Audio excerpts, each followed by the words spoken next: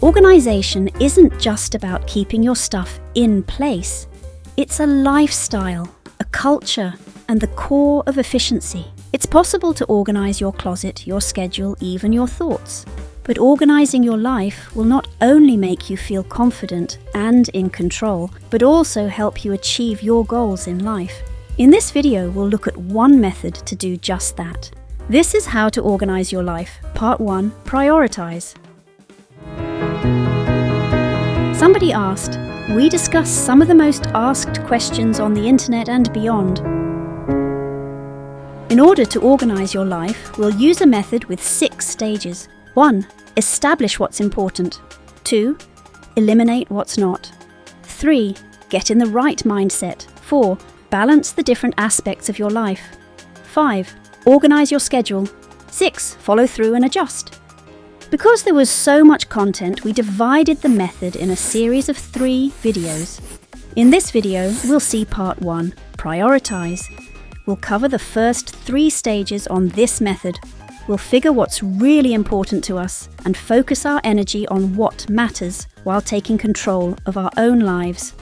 Even though this content can be beneficial on its own, the links to parts 2 and 3 are in the description section below. We'll start with a plan and then execute it. You'll need 3 things: a notebook, some pens, and a daily or weekly planner.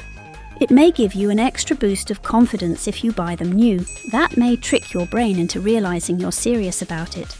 Let's begin. The first step to organize your life is figuring out what's important for you. That all may seem obvious, but we rarely stop to think what our priorities are. And too often we follow along living a life we didn't really intentionally decide on or created, but merely fell into. Instead, without even noticing, we spend too much time on things that we don't really care about, that don't bring us joy or that no longer serve us. For instance, things we do on auto mode, just out of habit, things we do because of tradition or influence, just because our parents or friends do, and things that aren't really good for us, like spending time with toxic friends. But we have limited time, energy, and resources in life, and narrowing things down to amounts we can handle is key for an organized and focused life. So the first step is to figure out what's really important for us, and then center our lives around those things. Take your notebook and make 3 lists. First, your goals. Write your objectives, your long-term plans, things you want that can be attained, and have an ending when you achieve them. A few examples are getting a promotion, buying a new bike, getting married, or learning how to bake. These goals can be as varied as you want, or not. The only thing they need to have in common is being things you really, really want. On the second list, write your motivations and ideals. The things that drive you, the reasons that compel you to do things, and continue to do so throughout your life. For instance, your children, self-improvement, emotional health, and meaningful relationships. Here, the difference between goals and motivations is that goals can be attained and end there, and motivations continue to influence you throughout your life. On the third list, write your interests, the things you enjoy, that make you happy and that you absolutely need in order for your life to be ideal. These aren't things you're just sort of curious about, but things you feel like you really need. A few examples are spending time in nature and traveling, or making jigsaw puzzles and cooking, or soccer. Being detailed and diligent here will help you understand yourself, who you are, and what you want. If you know what is important to you, it's easier to know how to spend your time, resources, and energy. In the next few steps, we'll center your life around the things that are important to you. It's perfectly normal to not know exactly who you are and what you want, and in this case, your goal could be exactly that, figuring who you are and what you want. You don't have to know. It's also normal and healthy to change. Review your lists regularly and change things whenever you want to. Also, nobody will be looking at your list, nor should they. So feel free to write whatever you want without judgment. These lists are about what's important to you and not to other people. And that's the beginning of taking charge of your own life, despite the influence of others.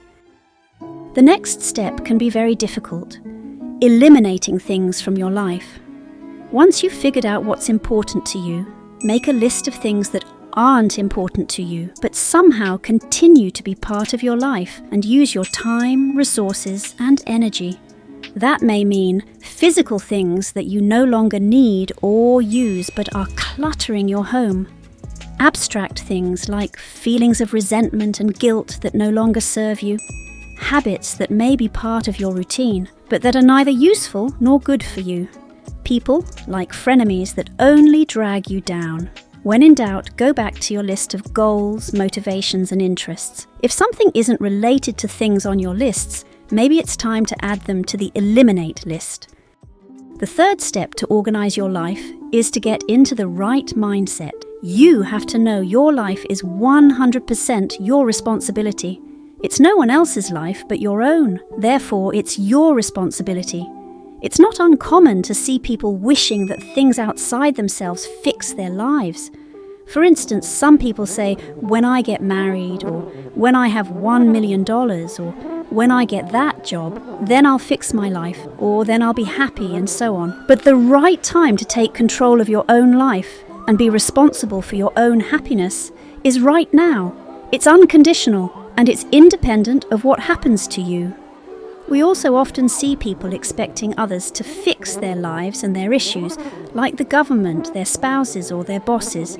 You can't control other people or what they do, nor should you. They aren't going to fix your life. They have their own lives to be responsible for. So, in order to organize your life, you have to know that nobody is coming to put it in order for you. The only magical thing that is coming to transform it is yourself. Use your notebook to write affirmations that will empower you and trick your brain into understanding that you should take responsibility for your own life. There are many other resources online, like guided meditations and hypnosis, that can help too. And that's it for part 1. We hope it'll help you kickstart a journey on getting your life in order, making it clear for yourself what your priorities are. In parts 2 and 3, we'll continue to see the rest of the method. The links are in the description. Part 1 alone could provide many benefits to organizing your life, so get to work. As always, thank you very much for watching. If you liked this video, you might also like one of the suggestions we've picked for you. Also, subscribe for more. We upload a new video every week discussing some of the most asked questions on and offline. If you have any questions or suggestions, leave it in the comments. It might become our next video. See you next time.